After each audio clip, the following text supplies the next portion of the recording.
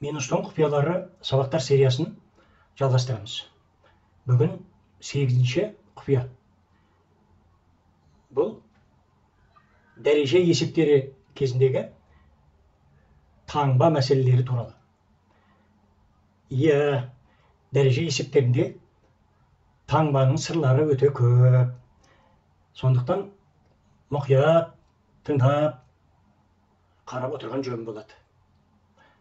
Алдымен оң жақтағы қарапайым мысалдарды түсініп алайық. Ең бірінші -1-дің 0 дәрежесі. Немесе бұл есепті жалпылауға болады. Тек -1-дің емес, кез келген теріс санның 0 дәрежесі. Ол 1-ге тең. Мұны жалпылама жоғарыға жазып та қояйық. А деген кез келген сан десек, кез келген санның 0 дәрежесі әрқашан 1-ге тең. Бұл неге олай деген сұрақ дұрыс емес. Бұл дәлелденбейтін бір тұжырым, аксиома былайша айтқанда. 1000-ның да 0 дәрежесі 1-ге тең, миллионның, миллиардтың да 0 дәрежесі 1-ге тең. -100-дің де 0 дәрежесі 1-ге тең. Қысқасы, кез келген санның 0 дәрежесі 1-ге тең екен, әрбір оқушы білуге тиіс. Бірақ осымен біз жанындағы мысалды салыстырамыз. Айырмашылығын қарап алайықшы.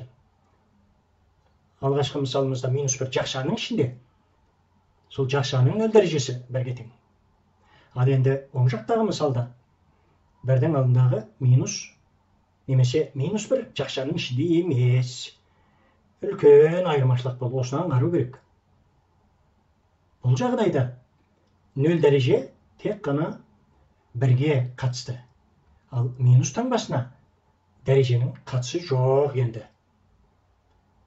Олай болса, жаңа ғана айтқан кез келген санның 0 дәрежесі 1-ге тең дегенді тек 1-ге қолданамыз. Бірақ минусқа қолдана алмаймыз бұл жерде. Минусқа дәреженің қатысы жоқ ешқандай. Яғни -1-дің 0 дәрежесі ол -1-ге тең болады бұл жерде. Міне осыны екеуін салыстырып, жақсылап есте ұстау керек. Өйткені осындай жағдайлардан қателер жіберіледі. Біз қазір мына мысалдың бәрін қарастырып өткеннен кейін дәл осындай дәрежелер мәселесінде минус таңбасынан ешқандай қате жібермеуіміз керек. Келесі мысал. Жақшаның ішінде -1-дің 1 дәрежесі. Кез келген санның 1 дәрежесі ол өзіне тең. Яғни жоғарыға тағы да жазып қояйын. Кез келген санның 1-ші дәрежесі деген сөз, ол сол санның өзі. Яғни дәрежесін жазбай қойса да болады бұл жағдайда. Олай болса, -1-дің 1 дәрежесі ол -1-ге тең. Бірден жанында тұрған мысалмен салыстырайық. Оң жақтағы мысалда -1 жақшаның ішінде емес енді. Олай болса, 1 дәреже тек 1-ге тиісті, минусқа тиісті емес. Минусты қойып ала салсақ болады, ал 1-дің 1 дәрежесі ол 1-ге тең. Міне, бұл мысалда екі мысалымыздың нәтижесі бірдей болып шықты. Ондай да болады екен. Келесі мысал. -1-дің квадраты. -1-дің 2-ші дәрежесі. -1 жақшаның ішінде. Квадрат деген нені білдіреді? Ол -1-ді өзіне өзін 2 рет көбейт деген сөз. Ал минус пен минус көбейтілгенде плюс болып кетеді, нәтиже +1-ге тең болады. Атап өтейік. 2-ші дәреже деген ол жұп дәреже. -1-дің ғана емес, кез келген теріс санның жұп дәрежесі оң санды береді екен деп есте ұстау керек. Кез келген теріс санның жұп дәрежесі, оның ішінде квадраты оң санды береді екен. Бірден оң жақтағы мысалмен салыстырайық. -1-дің квадраты, бірақ -1 бұл жерде жақшада емес. Тағы да айтамыз, 2-ші дәреже 1-ге ғана тиісті, минусқа тиісті емес енді. Минус жақшаның ішінде емес. Сондықтан бұл жерде көзқарас басқаша болады. минусқа дәреженің қатысы жоқ, минусты қойып қоя саламыз. Ал бірдің екінші дәрежесі ол бірге тең. Сонда бұл жердегі нәтиже теріс сан болды, минус 1 болды. Бірден қатар тұрған екі мысал салыстырайық, екеуінің нәтижесі екі түрлі. Бұл мәселені енді өте сақтықпен істеу керек. Минус 1 жақшаның ішінде тұреді. Оның квадраты плюс 1 болып кетеді. Минус 1-дің квадраты деген кезде минус жақшаның ішінде емес, онда дәреженің оған қатысы жоқ. Минус қалады. Сан квадратталады. Мені бекітіп, екінші рет қайталап өттім. Келесі мысалды қарастырайық. Минус 1-дің 3-ші дәрежесі. Яғни минус 1-де өзіне 3 рет көбейді деген сөз. Минус 1, минус 1, минус 1. 2 минус плюсті береді, оны 3-ші минусқа көбейткен минус болады. Яғни нәтиже минус болады да, 1-дің 3 дәрежесі бірге тең. Жалпы 1-дің кез келген дәрежесі бірге тең. Онда жоғарыға жазып қояйын. 1-дің кез келген дәрежесі деген сөз, ол n дәрежесі. Бірге тең. 1-дің кез келген дәрежесі бірге тең. Енді қайтып келейік. Минус 1-дің 3-ші дәрежесі. Минус 1 жақшаның ішінде болғанда, ол минус 1-ге тең. Яғни, теріс санның тағы дәрежесі теріс санды береді екен. Жандағы мысалға келейік енді. Салыстырып қарасақ, айырмашылық үлкен. Минус 1 жақшаның ішінде емес. Олай болса, минусқа дәреженің қатысы жоқ. Минусты қойып қоя салсақ болады. 1-дің кез келген дәрежесі бірге тең. Бұл жерде де нәтиже минус 1-ге тең болды. Біз бағанағы қорытындылаған екі ережемізді қайталайықшы. Кез келген теріс санның жүк дәрежесі 10 сан болады дедік. Кез келген теріс санның тақ дәрежесі теріс сан болады дедік.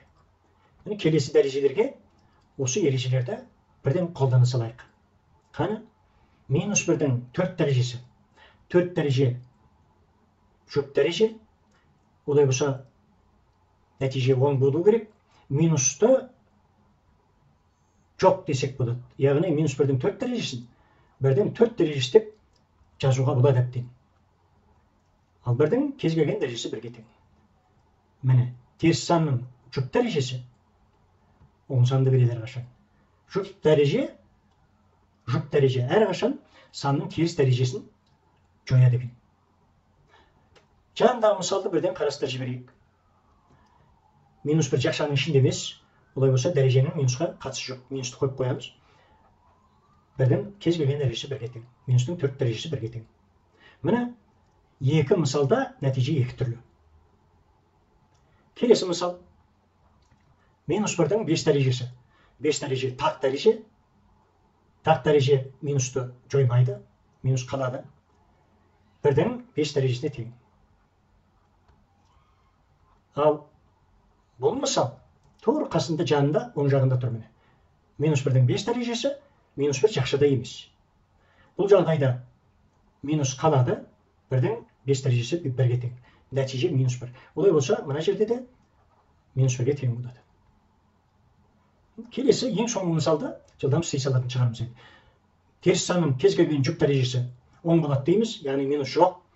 1-дің 6-шы дәрежесі бірге тең. Олай болса, 1-ден 1-ге тең деп жаза салса болады жүк дәрежені. Ал оң жақтағы мысалда жақша жоқ, минус қалады, 1-дің 6 дәрежесі бірге тең. Екеуі екі түрлі. Міне, қарапайым минус 1-дің мысалдарын қарастырудың өзінде біз теріс сандардың дәрежелерінің қасиеттерін біліп алдық. Қазір мына сол жақтағы есептерге сол ережелерді біртіндеп пайдаланып бекітіп қояйық. Және алдыңғы сабақтардағы кейбір мәселелерде қажет болса пайдаланып жіберейік. Бірінші А есебі минус 7 плюс 3 жақшаның ішінде оның квадраты. Әрине бірінші жақшаның ішін есептеп аламыз. Екі қосылғыштың таңбасы екі түрлі. Онда үлкеннің таңбасын қоямыз. Минус 7-нің таңбасы минус. Үлкеннің кішісін азайтамыз. 7-тен 3 аламыз 4 болады. Жақшаның іші минус 4 болады. Соның квадраты болады. Жақсы ашылған жоқ әлі. Ал мына дәрежеге дәл қазіргі көрген мысалдардағы ережелерді еске түсірейік. Теріс санның жүк дәрежесі 10 болады, яғни минус жоқ. 4-тің квадратын 16 дей саламыз. Оны бірден жаза саламыз. Міне болды. Б мысалында тура алдыңғы мысалға ұқсайды, бірақ қосылғыштар жақшаның ішінде емес. Ал бұл енді басқа есебе. 3-тің квадратын бөлік есептейміз.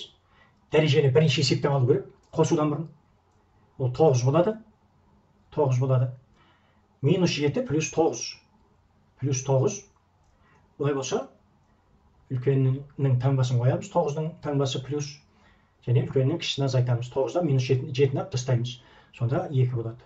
Бұл есептің жауабы 2 болады екен. В мысалына келейік. Бұл жерде әр қосылғыштың екінші дәрежесі бар. Қосудан бұрын, азайтудан бұрын, бөлу, көбейтуден бұрын бірінші дәреже орындалады. Дәреженің мәртебесі жоғары басқа 4 амалға қарағанда. Ал кеттік. Олай болса, дәрежелерге өзіміз белгілеген ережелерді пайдаланамыз. Теріс санның жүк дәрежесі 10 болады, яғни минус 7-нің квадраты ол 10 сан. 7-ні квадраттай саламыз, 49 болады. Қосу 3-тің квадраты 9 болады. Ол 58 болады. Плюс 58. Г мысалға келейік. Минус 2-нің 4 дәрежесі жүк дәреже 10 болады, 2-нің 4 дәрежесі 16 болады. Минус 5-тің квадраты 25 болады. Үлкеннің таңбасын қоямыз. 25-тің таңбасы минус. Үлкеннің кішісін азайтамыз. 25-тен 16 алсақ 9 болады. Сонымен нәтиже минус 9 болады. Келесі мысал. Бірінші жақшаның ішін орындауымыз керек. Минус 3-тің квадраты плюс 9 болады. 9-дан 7-ні алсақ 2 болады. Олай болса 2-нің 3 дәрежесі болады. Минус 2-нің квадраты ол плюс 4 болады. Онда алдындағы минус қалады. Яғни мына жерде біз бұлай жазсақ болады. 2-нің квадраты. Осының барлығы жақшаның ішінде әлі, сыртқы жақша және 3-ші дәрежелі. Аңғарып қарасақ, түсінікті болды ғой деймін. Минус 3-тің квадраты 9. 9-дан 7-ні алсақ 2, 2-нің 3 дәрежесі. Минус тұр. Минус 2-нің квадраты ол плюс 2-нің квадратына тең. Сонымен 2-нің 3 дәрежесі 8. 2-нің 2 дәрежесі 4. 8-ден 4-ті алсақ 4 болады. 4-тің 3 дәрежесі болады. Ал 4-тің 3 дәрежесі деген ол өзіне 3 рет көбейді деген сөз, яғни 64-ке тең. Мынаны бөлек тағы бір жазып қойсайын кейбір оқушылар үшін, мүмкін түсініксіздеу болып қала ма? Мына айырманы қалай есептедік дегенде, 2-нің 3 дәрежесі 8-ге тең, 2-нің 2 дәрежесі 4-ке тең, бұл айырма 4-ке тең. Міне осы 4-ті алып келіп, мына жерге қойдық. Келесі мысал. Бұл мысал ұзақтау ендіге. Бұл жерде бірінші амалдардың ретін белгілеп алайық. Бірінші, мына айырманы, жақшаның ішіндегі айырманы есептеуіміз керек. Екінші, мына көбейтуді есептеуіміз керек. Одан кейін үлкен жақшаның ішіндегі қосуды орындауымыз керек. Одан кейін бар, ең соңғы 4-ші амал, мына бөлу амалын орындауымыз керек. Әрине, бұл амалдардың барлығынан бұрын дәрежелерді орындап кететін боламыз. Дәреже ең бірінші орындалады. Басқа амалдарға қарағанда дәреженің мәртебесі ең жоғары. Қайталап айтып отырмын. Ал сонымен, мұны амалдарды бөлек-бөлек орындайды. Мына жерден көрсетіп қояйын, мына бұлай. Бірінші, 2/2-1 азайту. Минус 4-тің квадраты жүк дәреже. Олай болса ол 10 болады. 4-тің квадраты 16 плюс 16 болады. бүтіндерін азайтамыз. Сонда минус 16-дан 2-ні алсақ, минус 14 болады. Бірақ алғашқы бөлшектің бөлшек бөлігі қалып қояды. Плюс 2-ден 1 қалады. Мұны қалай орындаймыз дегенде, мұны кәдімгі ортақ бөлімін орындай салайық, өйткені сандар кішкентай сандар. Ортақ бөлімін есептей саламыз. Мынаған 2-ден тиеді, екінші бөлшекке 1-ден тиеді. Минус 28 болады, 2-ні минус 14-ке көбейтсек. Минус 28-ден 1-ді азайтып тастаса, минус 27 болады. Міне жақшаның ішіндегі айырма минус 2-ден 27-ге тең екен. Аралас бөлшек айналдырмаймыз, өйткені әлі бұл санды көбейтуіміз керек. Екінші амал. Минус 3-тен 1-дің 3 дәрежесін көбейтуіміз керек. Минус 2-ден 27-ге. Бұл екінші амал. Мына көбейту. Теріс санның тақ дәрежесі минус болады. Минус 3-тен 1-дің 3 дәрежесі минус болады. Минусты қойып қоямыз. Бөлшекті қалай дәрежелейді? Соны көрейік. Алымындағы 1-дің 3-ші дәрежесі 1-ге тең. Жалпы 1-дің кез келген дәрежесі 1-ге тең. Бөлімдегі 3-дің 3 дәрежесі 27-ге тең. Яғни алымында бөлімінде бөлек дәрежелеу керек екен. Көбейтеміз минус 2-ден 27-ге. Минус пен минус көбейтілгенде плюс болады. 27 мен 27 қысқарады. Нәтиже 2-ден 1 болады. Мүмкін бізге 2-ден 1-ді 10-дық бөлшекке өткізіп қойған дұрыс болатын шығар. Ол 0-ден 15 болады. Өйткені қасында 10-дық бөлшектер ғана қалды. Олай болса, 10-дық бөлшектермен жұмыс істейтін шығармыз ары қарай. Бұл міне екінші амал. Үшінші амалға кеттік. Минус 0,16-ның квадратын қосуымыз керек 0,15-ге. Бұл үлкен жақшаның ішіндегі ең соңғы амал. Көріп тұрмыз, минус жақшаның ішінде емес. Олай болса, 0,16-ның квадратының ол минусқа ешқандай қатысы жоқ. Минусты қойып қоямыз. 0,16-ның квадраты 0,136 болады. Плюс 0,15. Үлкені 0,15, оның таңбасы плюс, яғни нәтиже плюс болады. 0,15-тен 0,136-ны алып тастаймыз. 0,114 болатын шығар. Иә. Бұл үлкен жақшаның нәтижесі. Енді соңғы 4-ші амал. Осы санды 0,114-ті бөлуіміз керек. Минус 0,1 жақшаның ішінде соның квадраты. 0,114 бұл бөлінгіш. Бөлеміз. Теріс санның квадраты 10 сан болады. Олай болса 0,1-дің квадраты ол 0,100-ден 1 болады. Оны көбейтіп көріп тексеруге болады. Мынаған келдік. Ал енді 10-дық бөлшекке бөлеміз. Ол үшін екеуіндегі үтірді де 2 орын артқа жылжыта салайық. Сонда біз 10-дық бөлшектерді бүтін сандарға айналдырамыз. Ал енді 14-ті 1-ге бөлгенде 14 болады. Болды міне. Есебінің нәтижесі 14 екен. 14 екен. Яғни, мына жерге жазып қойсақ болатын шығар. Есебінің нәтижесі 14-ке тең. Міне, қадам басқан сайын біз дәрежелерді есептеп отырдық. Әрбір дәрежеде минус таңбасын тиісті ереже бойынша ғана есептеп отырдық. Жақсылап, көріп, осы мысалдарды талдап, есте ұстап, ережелерін бекітіп қою керек. Тағы да бірнеше мысал қарастырып өтейік.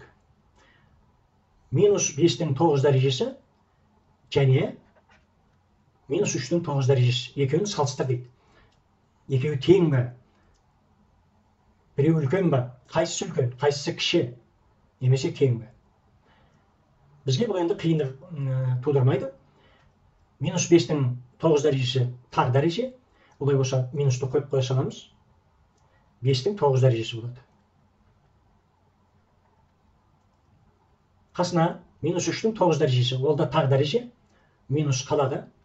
3-тің 9 дәрежесі болады. Ал енді 9-шы дәрежелер, ол өте үлкен сандар. Ол 9 дәрежені ешкім есептеп тап демейді. Осы дәреже күйінде біз сандарды салыстыра алатын болуымыз керек. Дәл осы мысалға жауап беру үшін астына мен басқа бір дәрежелерді жазайын. Мысалы, 5-тің 9 дәрежесі мен 3-тің 9 дәрежесін салыстыру керек болды дейік. Алдыңғы мысалымыздан айырмашылығы 2 дәрежеде оң таңдалды. Қайсысы үлкен, қайсысы кіші болар еді дегенде біз мынаны айта аламыз. Егер оң дәрежелерді салыстыру керек болғанда, олардың дәрежелері бірдей болса, міне дәл осы жағдайда дәрежелер 9-ға тең, дәрежелері бірдей. Онда қайсы дәреженің негізі үлкен болса, сол дәреже үлкен болады. Бірінші дәреженің негізі 5, екінші дәреженің негізі 3. Міне. Олай болса, бірінші дәреженің негізі үлкен. Олай болса, екі сан дәреженің ортасына үлкен белгісін, үлкен таңбасын қоя аламыз. 5-тің 9 дәрежесі 3-тің 9 дәрежесінен үлкен. Тағы да айтамын, дәреже көрсеткіштері бірдей болған кезде негізі үлкен дәреже үлкен болады. Бұл өте керек мәселе. Ал енді дәл осы ережені теріс дәрежелерге қалай қолданамыз дегенде, жаңағы үлкен белгісін керісінше қоя салу керек болды. Міне. Ал ереже түрінде айтсақ, бұлай айтуға болады. Егер екі дәрежені салыстыру керек болса, олардың дәреже көрсеткіштері бірдей болса, және дәрежелер теріс болса, онда қайсысының негізі үлкен болса, сол дәреже кіші болады. Сөзбен айтуға көп оқушылар қиналады. Онда мұны көре есте ұстау керек. Сөзбен айтып жату міндетті емес әрине. Бірақ негізі сөзбен айтып үйренген адам.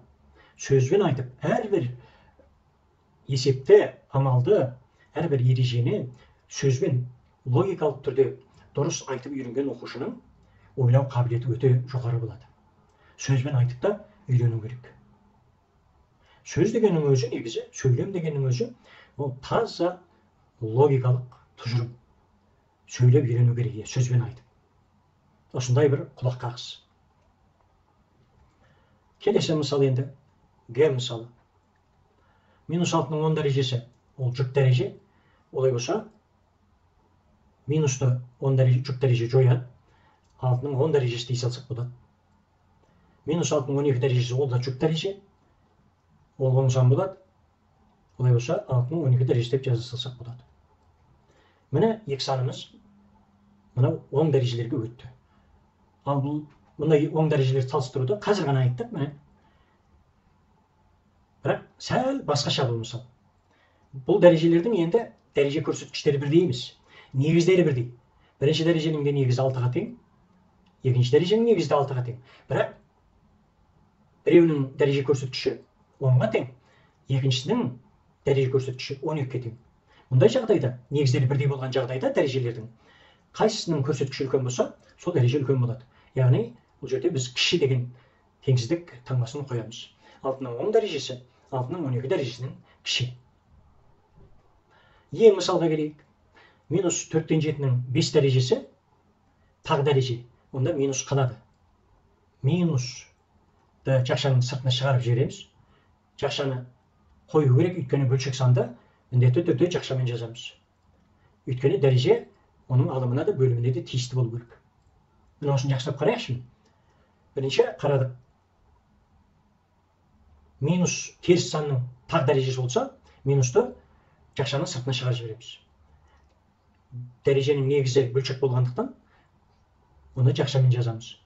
Міне осылай болады. Міне. Келесі екінші сан. Минус 4-тен 7-нің 6 дәрежесі дейді. Бұл енді жұп дәреже. Теріс санның жұп дәрежесі ол 10 болады. 10 болады. Бірақ жақшаны бәрібір жазуымыз керек. Өйткені бөлшек негізді жақшаға алып жазады. Сонда дәреже оның алымына да бөліміне де тиісті болады. Міне өте маңызды мәселелерді көрсететін мысал. Жақсылап қарау керек. Ал енді салыстырамыз. Бұл жерде салыстырғанда ешқандай қиындық жоқ. Бірінші дәрежеміз теріс, оң жақтағы дәрежеміз оң. Оң сан әрине теріс саннан үлкен болады. Сондықтан ойланбай кіші белгісін қоя саламыз. Ол дәрежеге де қатысты емес, дәреженің негіздеріне де қатысты емес. Теріс сан оң саннан кіші болады. Болды. Нақты әңгіме. Және з мысал енді. Минус 9-ның 4 дәрежесі жұп дәреже. Олай болса, 10 болады нәтиже, 0,9-ның 4 дәрежесі болады. Екінші дәреже. Минус 0,9-ның 5 дәрежесі тақ дәреже. Олай болса, минус қалады. Минусты жақшаның алдына шығарамыз. 0,9-ды жақшасыз жаза салуға болады енді. Алдын мысалдарды айтқандай, тағы бір қайталап еске түсірейін. Минусқа енді дәреженің қатысы жоқ. Өйткені минус жақшаның ішінде емес, оны жақшадан шығардық біз. Қарау керек абайлап. Енді салыстырған кезде тағы да ойланатын түгі жоқ. Оң сан теріс саннан әрқашан үлкен. Олай болса, бұл жерде бұл екі дәреженің арасына үлкен деген теңсіздік таңбасын қоямыз. Өте маңызды таңба мәселелерін көрсетіп жатырмыз қазір міне. Қайта қарап отырып, осы мысалдарды әр оқушы өздігінен орындап көріп қайтадан, осыған ұқсас мысалдардан орындап көріп, жақсылап бекітіп алу керек міне. Бұл өте маңызды және өте мұқият істелетін есептер. Ал енді келесі 4 мысалды орындау енді қиын болмайтын шығар. Тез жылдам орындап тастайық. А мысалда минус А-ның 5 дәрежесі тақ дәреже. Олай болса, минусты жақшаның алдына шығарып жібереміз. Тақ дәреженің нәтижесі минусқа тең болады дейі. А-ның 5 дәрежесі қалады. Сонда міне берілген дәрежеміз минус А-ның 5 дәрежесіне тең болады. Келесі мысал ше. Келесі мысалда біз ештеңке өзгерте алмаймыз былай қарағанда. Өзін тең деп жазып қоя салуға болар еді. Бірақ алдыңғы мысалға қарасақ, онда біз былай жазып қоюымызға да болады. Минусты жақшаның ішіне алып, минус А-ның 5 дәрежесі деп теңестіріп қойсақ та болады екен бұны. Міне А мысал мен Б мысал бір-біріне кері мысалдар деп қарастыруға болады. Келесі мысал 3n жақшаның ішінде оның 6-шы дәрежесі. Жақшаның маңызы өте үлкен. 3n жақшаның ішінде тұр деген сөз. Жақшаның сыртындағы дәреже ол 3-ке де тиісті, n-ге де тиісті деген сөз. Кейбір оқушылар осындай кезде мынандай қате жібереді. Жоғарыға жазып қояйыншы. 3n-нің 6 дәрежесі деп жазып қояды. Міне, бұл дұрыс емес міне. Бұны әтей жазып, мен сызып қояйын қазір. Бұл дұрыс емес. Мен сызып тастайын. Ал дұрысы қандай болады дегенде, 6-шы дәреже ол 3-ке де тиісті, n-ге де тиісті. 3-тің 6 дәрежесі көбейтілген n-нің де 6 дәрежесі деп жазған дұрыс болады. 3-тің 6 дәрежесі өте үлкен сан болады, сондықтан оны есептемейміз, сол дәреже күйінде қалдыра саламыз. Ал енді мынау астындағы 3 көбейтілген n-нің 6 дәрежесі деген, ол енді алдыңғы мысалға келмейді енді. Алдыңғы мысалға келмейді. Өйткені n-нің 6 дәрежесі тек n-ге ғана тиісті. 3-ке қатысы жоқ 6-шы дәреженің. Сондықтан мұны өзін теңестіріп қоя саламыз. Басқаша болуы мүмкін емес. Келесі мысал. Минус x, y-тің жақшаның ішіндегі 3-ші дәрежесі. Бірден дәрежеге қараймыз. Дәреже тақ. Тақ болса, минусты жақшаның сыртына шығарып қоя саламыз. Сонда жақшаның ішінде x, y-тің үшінші дәрежесі болады. Немесе бұл жердегі мына үшінші дәреженің алдындағы минустан енді қатысы жоқ. Өйткені минусты біз жақшадан шығарып қойдық. Минусқа үшінші дәреженің енді қатысы жоқ, енді минус қалады. Жақшаны ашсақ, ол x-тің де 3 дәрежесі болады. Көбейту y-тің де 3 дәрежесі болады. Мына жағдайға дейін жеткізіп қоюға болады. Ал енді келесі мысалда ше. Жоқ, бұл жерде үшінші дәреже тек y-ге ғана тиісті. Сондықтан бұл жағдайда өзіне өзін ғана теңестіреміз. Ол алдыңғы мысалға келмейді ешқандай. Үшінші дәреже y-ге ғана тиісті. Бұл өзіне өзі тең.